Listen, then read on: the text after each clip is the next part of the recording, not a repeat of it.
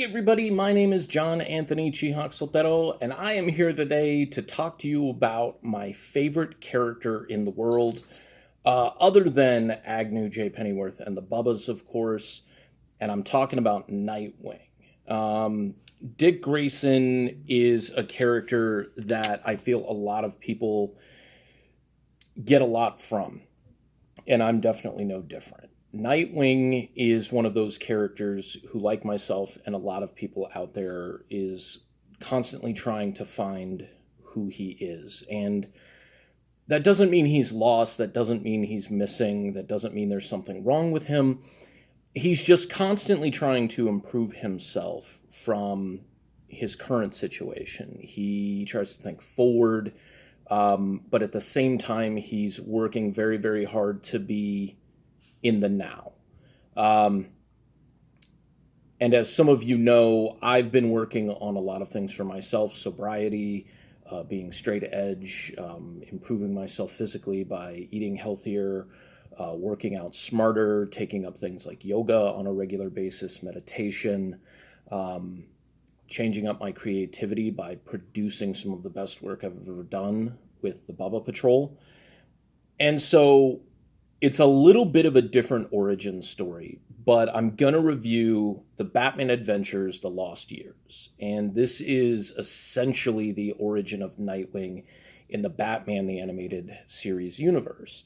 Batman the Animated Series started in, I believe, 1992 and went through 97 with a couple of different incarnations like New Gotham Adventures, the Batman and Robin Adventures.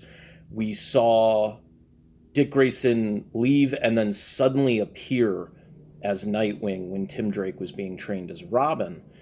And we never learned where he went, what he did, how he became Nightwing. He was just all of a sudden Nightwing. Well, this 5-part series really fills in the gaps. I just got the 5th part, or 3, I should say, of the missing parts of this series from mycomicshop.com. I was able to pick up issues 3 and 5, or 3 and 4, from Presidio Comics here in Tucson. Just looking through their long boxes and found them. And it took me about probably another year before I located the issues and went ahead and picked them up. Decided to read them all today, and super, super glad I did. It's given me new motivation, which comic books does for me. Music, movies, all kinds of things really help me with my motivational practices.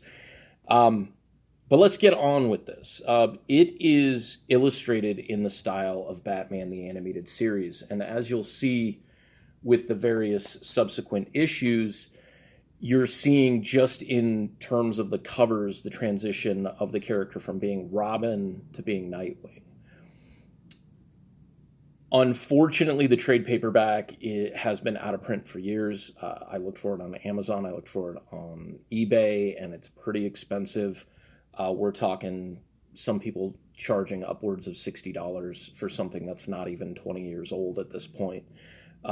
However, for me, or actually no, it's 21 years old, because the date on this is February of 98. So, we're looking at something that was really geared more towards all ages and even younger audiences. So finding these issues might not be as easy for you, but scour the long boxes and go on mycomicshop.com. If you can find it, if you're a fan of Nightwing specifically, or of Batman the Animated Series and the subsequent DC animated universe, you're going to dig this story.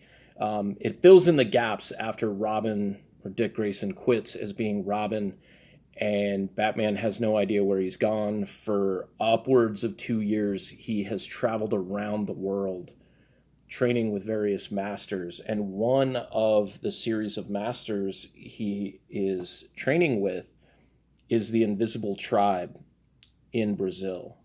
And this is a really cool one because it's also sort of in conjunction with something that's going to be going on in just under a month here in Tucson, which is Dia de los Muertos. Now, in Brazil, it's not called Dia de los Muertos, but they have something similar. It's their festival. It's the Festival of the Dead. People dress up in costumes, and hide their identities, and there's a lot of different things that go on that's very similar in retrospect to Dia de los Muertos here in the Southwest. Dick Grayson goes on an adventure. He ends up stumbling upon the invisible tribe. They teach him their ways, essentially very abbreviated versions of when he's training with different masters and different specialists, that they tell him, there's no way you're going to master this. It's not a matter of time. It's just not meant for you. But I think that even speaks more into how the Nightwing character is somebody that I identify with, because he's not looking necessarily to master one specific discipline or all disciplines. He's really looking to use the things that he learns as a way to better his situation, as a way to make himself a better, not just crime fighter, but a better person overall. Martial arts, exercise, discipline are all good practices when you're trying to improve yourself. That's learning, time management. That's learning how to work smarter, not harder. Sometimes meaning you have to work harder because that's the only way to get a job done. But it's very much about becoming your own person. And this journey for Dick Grayson is phenomenal. I have to say, the current Nightwing run right now, the current story arc after Dick was shot in the head by KG Beast, and he loses his memory, and now he's Rick Grayson. Not a big fan of that. It's still fairly well written, but it's definitely not Dick Grayson. Now, they've never really messed with Batman in that regard. Yeah, there was the time where he got his back broken by Bane, and he handed over the reins to somebody who definitely was not ready in Jean-Paul Valley. And he didn't want to give the mantle of the Bat to Dick because that's not what he wanted for Dick. And in the end, that's not what Dick wanted for himself. But as somebody who has had a lot of trouble at times empathizing with his father figure, my father specifically, not being asked something when you think it's only right that they at least present it to you is something that becomes problematic for somebody. I have a lot of pride. I have a lot of inner strength and determination. And if somebody just bypasses me because they don't want that for me, they've completely taken that choice away from me. And in the same case, Bruce did that with Dick, and it doesn't work for him at all. It's not that he wants to be Batman, but he wanted to be the first one to say no. And that's a fair assessment, especially because of the man that Dick Grayson has become. Now, issue 4 of this, issues 1 and issue 4 are things that you've seen in episodes of Batman the Animated Series and in the different movies and things that they've done, where Dick gets tired of being told what to do, how to do it, how to manage it, and he quits. And then this is really where you see the story of Tim Drake from Volume 4 or Season 3 of Batman the Animated Series. I think by now it's like New Gotham Adventures or New Batman and Robin Adventures.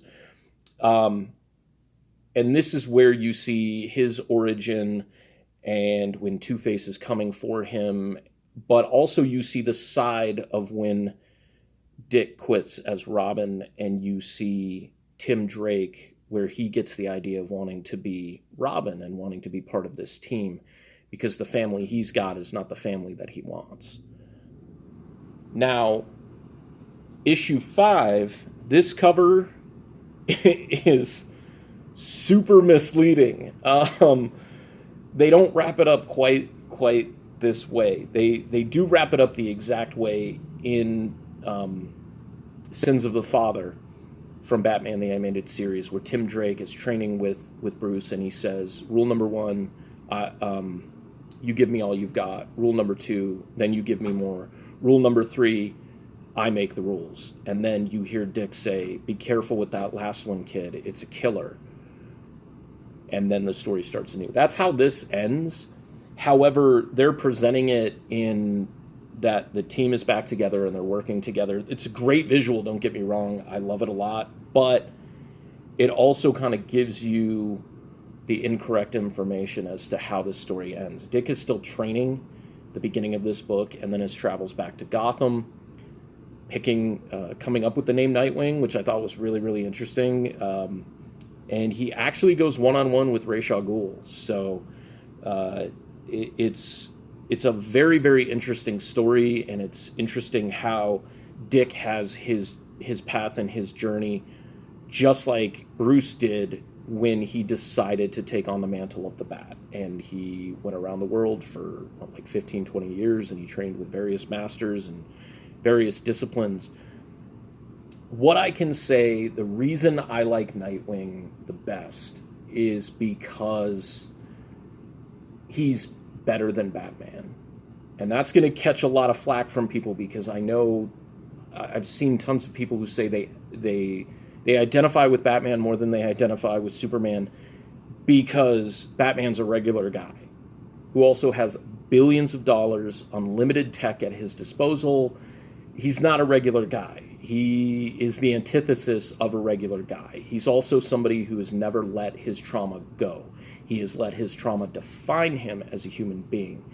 And while maybe Dick allowed that to happen to him in the beginning, he's really evolved as a character and developed as a character over the almost 80 years. Next year will be 80 years since Dick Grayson's first appearance in Detective, 38. So this is a huge milestone, being able to complete this story. Very, very happy to have done so. Dick Grayson is my favorite character. His iteration as Nightwing is definitely my favorite. And if you have the chance to pick up the Batman Adventures, The Lost Years, issues 1 through 5, if you can find the trade paperback cheap, do it. I recommend it. Not going to be disappointed by it. It's a lot of fun. It tells the path and the journey, the story of somebody finding out who they are. And I think that's really what superhero comic books are all about. We're all trying to find our place in this world. It's just a metaphor for how we find our place in this world and how we find our purpose in this world. So I hope this review has been great for you. It was a good end to a weekend, and thanks for watching.